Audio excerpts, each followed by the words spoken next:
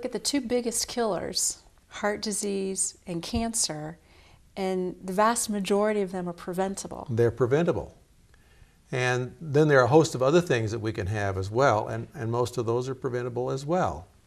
So it has to do with choices. And I like to think of looking forward to your whole life as something that takes some forethought and planning. You know, if it's like retirement. If we begin our lives with the idea that we don't have to make any plans for retirement until we get to be 65 or 67 or whatever it is when we're going to retire, and then when we reach there, then we say, well, I'll plan my retirement. It's a little late for that. Yeah. The same thing is true with the health you experience during your life. As you make decisions about your health every day, you're basically deciding how long you're going to live and how well you're going to live and how fit you're going to be during the last part of your life. Well, that's a really important point, because many of us, myself included, earlier in life aren't thinking about what's going to happen when we're older. I'm thinking about what's going to happen tonight, what's going to happen tomorrow. I'm not thinking about the choices I make and how they're affecting me 20, 30, 40, 50 years down the road. But that's what you're saying. That's exactly right. We could look at this in terms of fitness, for instance. Fitness means I can do basically what I want to do that I enjoy. And I think all of us want to be fit as long as we can. None of us look forward to living out our last 10 years or so in a nursing home. That's something that, happens, and sometimes that's unavoidable. But that certainly wouldn't be anyone's preference. Right. So the ideal would be to live as long as we can and as fit as we can so we can enjoy what we do and continue to do the things we enjoy. Mm-hmm. On the other hand, when we talk about the opposite of that, which is frail, I think that needs a definition as well. Frail means I can't do the things I'd like to do. Things that I enjoyed before are not possible for me now because of failing health and strength and coordination and some of those things. And so that it does curtail what I do that I enjoy. I think a lot of people envision their retirement years as being times where they can go places, they can do things they didn't have time for before, activities that they hope they feel well enough to continue to do and so forth. They say they're the golden years. They're the golden years, and unfortunately, some people don't find it that way. Right.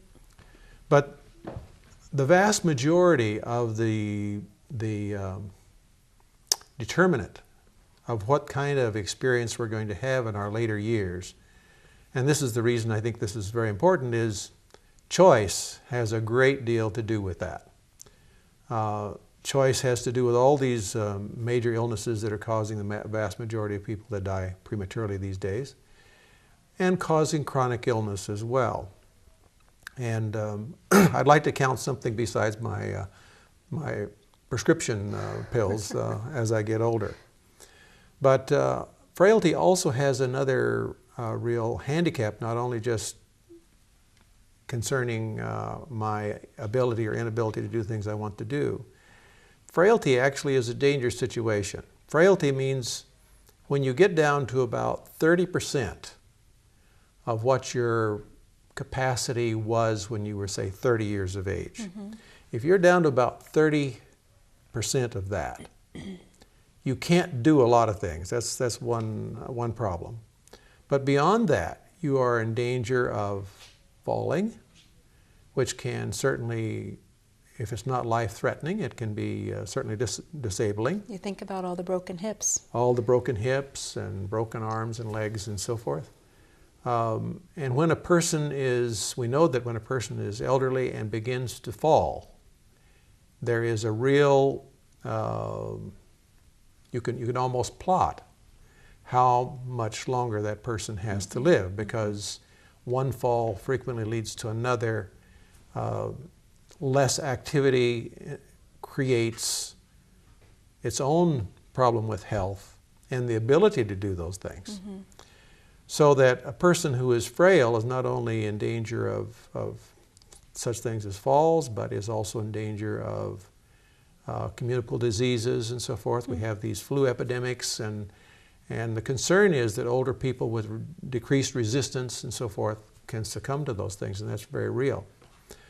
And then a person who is in that category of being frail is basically in danger of dying in the not too distant future. So is there a point at which one begins to lose some of their ability, physical ability, just naturally, or is this something that we have an impact on?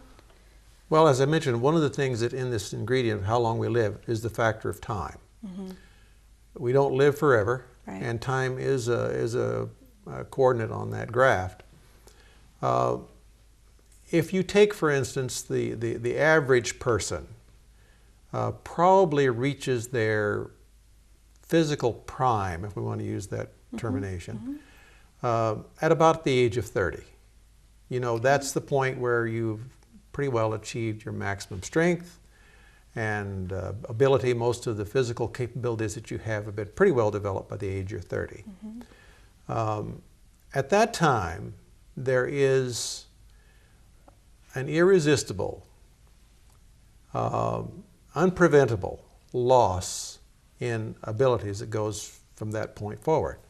We begin to decline. We begin to decline. Regardless what you do, you will begin to decline. Thanks a lot. Now that's the bad news. The good news is the rate of decline is up to us to a great degree. Okay. The mandatory amount of decline probably is around 0.5% per year. Okay.